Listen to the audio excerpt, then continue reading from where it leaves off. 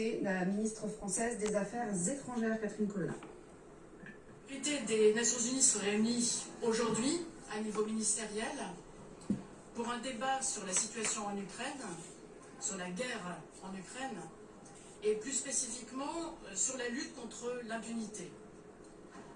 Nous entendrons le secrétaire général des Nations Unies ainsi que le procureur de la Cour pénale internationale, M. Karim Khan, et un certain nombre de collègues invités en complément des membres du Conseil de sécurité, dont mon collègue ukrainien avec lequel je viens de m'entretenir une nouvelle fois.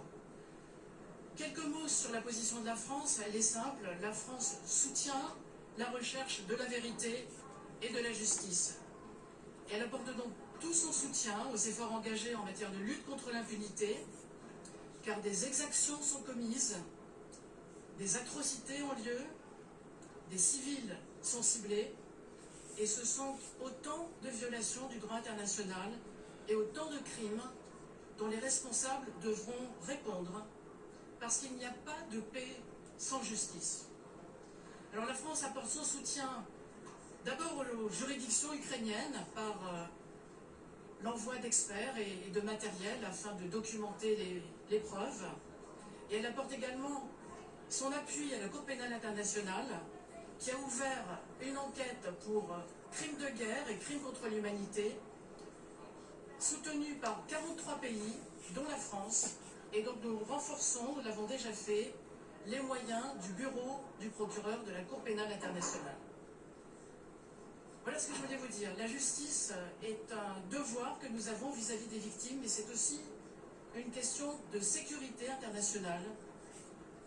Pour que des crimes ne se répètent pas, ils ne peuvent pas rester impunis. Je vous remercie, je passe la parole à mon collègue. Merci. Merci Catherine. Tout d'abord, permettez-moi de remercier la France pour son leadership et pour l'organisation de cette réunion du Conseil de sécurité consacrée à la lutte contre l'impunité.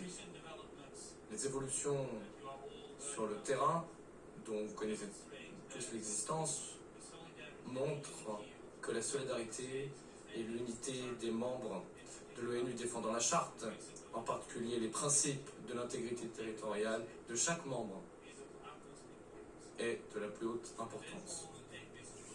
C'est pourquoi j'utiliserai cette opportunité pour consolider davantage encore la coalition de nations pacifiques qui défendent la paix et la sécurité contre l'agresseur.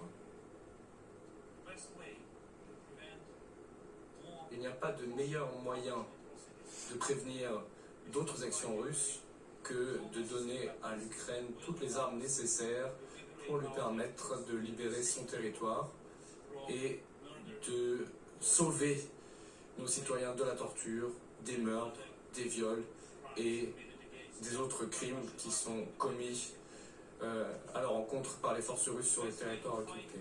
Il n'y a pas de meilleur moyen pour lutter contre l'impunité vis-à-vis des crimes qui ont déjà été révélés, en particulier dans la région récemment libérée de Kharkiv, c'est de nous assurer que la CPI ait toutes les capacités nécessaires afin de poursuivre les auteurs de crimes contre l'humanité, de crimes de guerre et les génocidaires.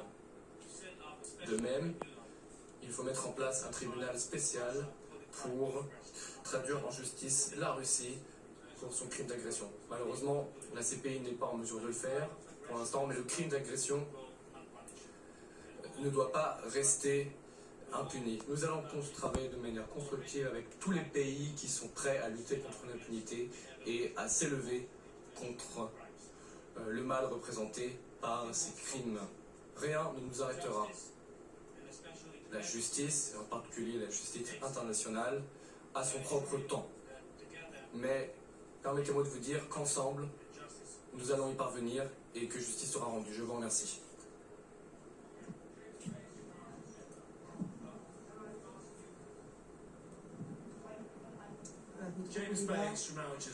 Et la ministre française des Affaires étrangères.